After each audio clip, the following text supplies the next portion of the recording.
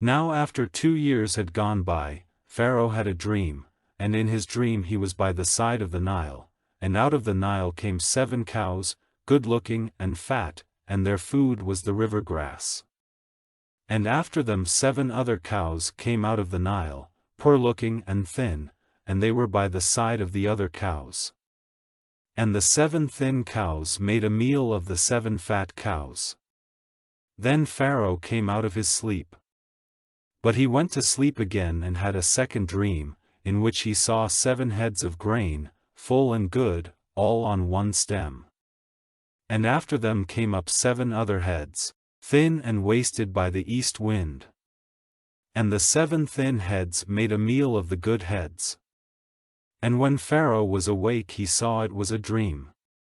And in the morning his spirit was troubled, and he sent for all the wise men of Egypt and all the holy men, and put his dream before them, but no one was able to give him the sense of it. Then the chief wine servant said to Pharaoh, "The memory of my sin comes back to me now." Pharaoh had been angry with his servants, and had put me in prison in the house of the captain of the army, together with the chief bread-maker. And we had a dream on the same night, the 2 of us, and the dreams had a special sense. And there was with us a young Hebrew, the captain's servant, and when we put our dreams before him, he gave us the sense of them. And it came about as he said, I was put back in my place, and the bread-maker was put to death by hanging. Then Pharaoh sent for Joseph, and they took him quickly out of prison, and when his hair had been cut and his dress changed, he came before Pharaoh. And Pharaoh said to Joseph, I have had a dream, and no one is able to give me the sense of it. Now it has come to my ears that you are able to give the sense of a dream when it is put before you. Then Joseph said, Without God there will be no answer of peace for Pharaoh. Then Pharaoh said, In my dream I was by the side of the Nile. And out of the Nile came 7 cows, fat and good-looking, and their food was the river grass. Then after them came 7 other cows, very thin and poor-looking, worse than any I ever saw in the land of Egypt, and the thin cows made a meal of the 7 fat cows who came up first, and even with the fat cows inside them they seemed as bad as before. And so I came out of my sleep.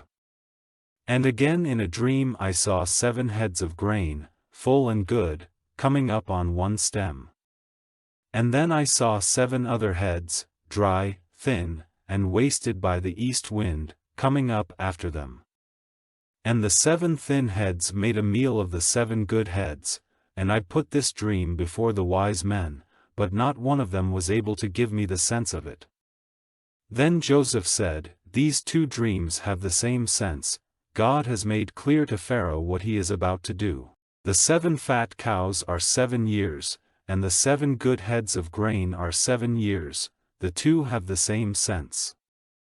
The 7 thin and poor-looking cows who came up after them are 7 years, and the 7 heads of grain, dry and wasted by the east wind, are 7 years when there will be no food.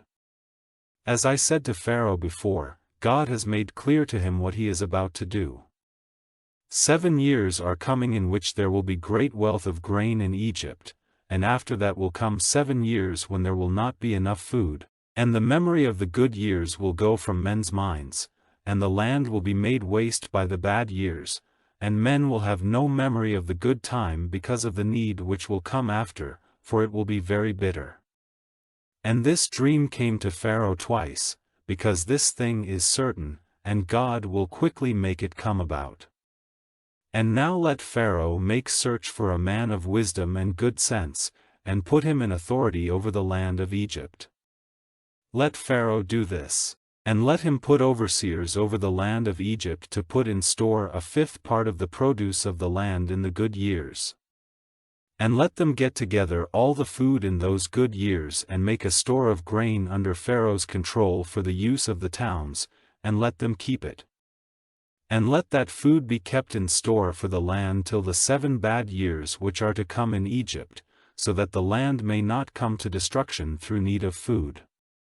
And this seemed good to Pharaoh and to all his servants. Then Pharaoh said to his servants, Where may we get such a man as this? a man in whom is the Spirit of God? And Pharaoh said to Joseph, seeing that God has made all this clear to you, there is no other man of such wisdom and good sense as you. You, then, are to be over my house, and all my people will be ruled by your word, only as king will I be greater than you. And Pharaoh said to Joseph, see, I have put you over all the land of Egypt. Then Pharaoh took off his ring from his hand and put it on Joseph's hand, and he had him clothed with the best linen, and put a chain of gold round his neck. And he made him take his seat in the second of his carriages, and they went before him crying, Make way. So he made him ruler over all the land of Egypt. Then Pharaoh said to Joseph, I am Pharaoh, and without your order no man may do anything in all the land of Egypt. And Pharaoh gave Joseph the name of Zaphnath-Paaneah, and he gave him Asenath, the daughter of Potipherah, the priest of On, to be his wife. So Joseph went through all the land of Egypt. Now Joseph was 30 years old when he came before Pharaoh, king of Egypt. And Joseph went out from before the face of Pharaoh and went through all the land of Egypt. Now in the 7 good years the earth gave fruit in masses. And Joseph got together all the food of those 7 years, and made a store of food in the towns. The produce of the fields round every town was stored up in the town. So he got together a store of grain like the sand of the sea, so great a store that after a time he gave up measuring it, for it might not be measured. And before the time of need, Joseph had 2 sons, to whom Asenath, the daughter of Potipherah, priest of On, gave birth. And to the first he gave the name Manasseh, for he said, God has taken away from me all memory of my hard life and of my father's house. And to the second he gave the name Ephraim, for he said, God has given me fruit in the land of my sorrow. And so the 7 good years in Egypt came to an end. Then came the first of the 7 years of need as Joseph had said, and in every other land they were short of food, but in the land of Egypt there was bread. And when all the land of Egypt was in need of food, the people came crying to Pharaoh for bread. And Pharaoh said to the people, Go to Joseph, and whatever he says to you, do it. And everywhere on the earth they were short of food. Then Joseph, opening all his storehouses, gave the people of Egypt grain for money, so great was the need of food in the land of Egypt. And all lands sent to Egypt, to Joseph, to get grain, for the need was great over all the earth.